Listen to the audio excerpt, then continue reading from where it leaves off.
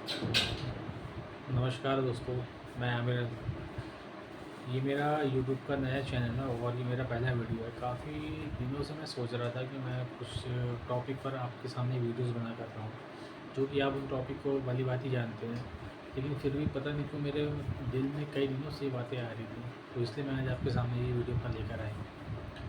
जैसा कि भी आपने सुना होगा, बहुत ही ज़्यादा फेमस या बहुत बहुचर्चित मामला भी मुख्तार अंसारी का, जिस तरीके से उनकी जेल में मृत्यु हुई या हार्ट अटैक कह लें आप।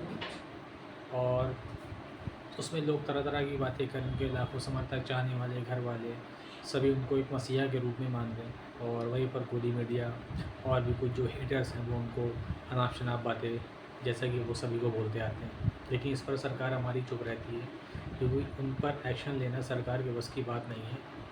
न सरकार के बुलडोज़र बाबा जो योगी महाराज हैं, उनके बुलडोज़र में पेट्रोल ख़त्म हो जाता है कि उन पर वो कार्रवाई कर सकें। खैर, मैं आपको ज़्यादा जो है टाइम वेस्ट ना करते हुए मेन टॉपिक पे आता हूँ।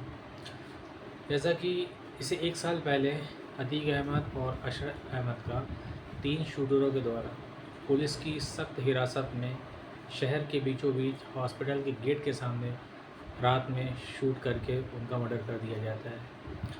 और हमारी जो पुलिस प्रशासन है, उनकी तारीफ़ वहीं पर हम नहीं, आप नहीं, पूरी जो है जिसने इस वीडियो को देखा पूरी दुनिया में, उन्होंने इनकी बखूबी तारीफ़ करी। जैसा कि उनको उस टाइम पर लग नहीं रहा था कि उनको सरकार ने एक पिस्टल दिया, रिवॉल्वर दिया कि आप यूज़ करें। वो शायद उसमें ज़ंग लग गया था उस टाइम, या फिर ऊपर से उनको ऑर्डर नहीं था। तो उन्होंने अपने पूरे ऊपर के ऑर्डर को फॉलो करते हुए उन शूटरों को शूट करने का एक कहीं न कहीं खुले में प्रोत्साहन दे रखा था। आप सभी ने देखा उस वीडियो को, मैं ज़्यादा उन पर जाना नहीं चाहूँगा। उसके बाद में किस तरीके से फॉर्मेलिटी के तरीके से उनको पकड़ा गया, उनके ऊपर क्या कार्रवाई हुई, वो आप सब जानते हैं।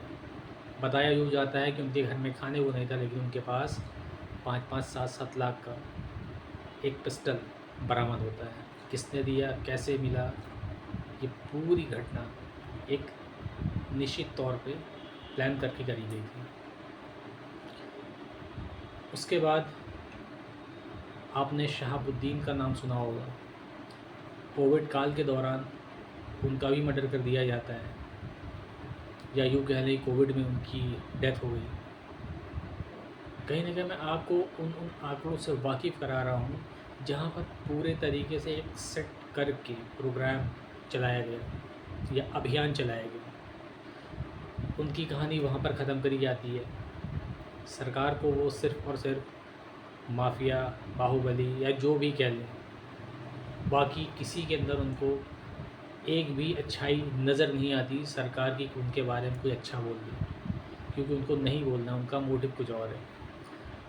खैर, वहाँ से जब वो मामला स्टॉप हुआ, तो मुख्तार अंसारी, जो कि काफ़ी दिनों से जेल में, 19-20 साल से जेल में है, जो कि कई बार के विधायक रह चुके हैं, उनका बेटा वो वर्तमान में विधायक है, और उनके दादा परदादा आज़ादी के टाइम से देश को सपोर्ट करते आए हैं, देश के राजनीति में बढ़ चढ़ के हिस्सा लेते आए हैं। कोई उनकी फैमिली में दाग नहीं था, लेकिन मुख्तार अंसारी के नाम पे दाग जोड़े गए, माफिया का टैग लगाया गया, अनाप शनाप मुकदमे दर्ज करते चले गए, क्योंकि सिर्फ उनको कमियां निकालनी है, अच्छाई नहीं। किसी भी मीडिया कर्मी ने उनके घर के या उनके पूर्वजों के कैरेक्टर पर पॉजिटिव व्यू देने से बहुत बचते रहे। जो गोदी मीडिया नहीं थे, उन्होंने उनके घर की, उनके आसपास के लोगों की पूरी बातें आम जनता को समझाई। और मैं ऐसे रिपोर्टरों को अपने तरफ से थैंक यू बोलना चाहता हूँ कि आप सब निष्पक्ष होकर इसी तरीके की रिपोर्टिंग करते रहें। तो जो कि एक कैदी के तौर पे मुख्तार अंसारी जेल में थे, उनको हर जेलर से उन्होंने रिक्वेस्ट करी, हर सिपाही से, कि मुझे, मेरी तबीयत ठीक नहीं, मुझे पॉइज़न दिया जा रहा है। उन्होंने अपने बेटे से भी बातें करी कि मुझे पॉइज़न दिया जा रहा है, मेरे अंदर वो ताकत नहीं, मैं अपने हाथों की मुट्ठी नहीं बांध पा रहा हूँ। एक आदमी इस तरीके से अपने दिल का हाल बयां कर रहा है, उसके बाद आनन फानन में उनको रेफ़र किया जाता है चिकित्सक उनको 24 घंटे या 12 घंटे या 14 घंटे के अंदर फिट करके उनको वापस जेल में भेज देते हैं, जहाँ पर उनकी कुछ ही देर के बाद मौत हो जाती है। यहाँ पर बात ख़त्म नहीं होती। घर वालों मुख्तार अंसारी के वो ये डिमांड कर रहे थे कि मैं इनका जो पोस्टमार्टम है वो दिल्ली के एम्स हॉस्पिटल से करवाना चाहता हूँ, लेकिन सरकार ने उनकी एक ना मानी। बांदा के मेडिकल कॉलेज से ही उनका पोस्टमार्टम करा के जितनी जल्दी उनको था कि इस मामले को रफ़ा दफ़ा किया जाए, सरकार ने पूरी तरीके से उसी तरीके से मामले को जो है डील किया और उनको सुपुर्द खाक करने का एक प्लान बना रखा।